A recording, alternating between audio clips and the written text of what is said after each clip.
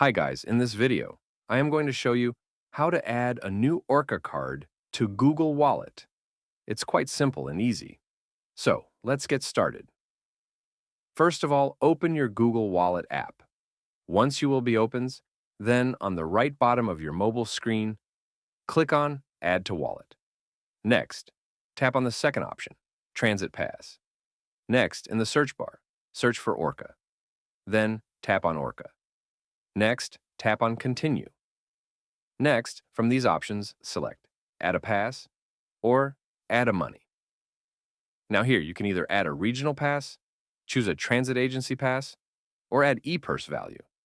Next, add your preferred payment card and enter the amount that you want to add to your card. You can purchase minimum of $5 plus $3 of ORCA card fee. So, just click on Buy to complete your purchase. And that's it. Then, you're ready to tap to ride with Google Pay. Be sure to install the My ORCA app to register your digital card and access more features.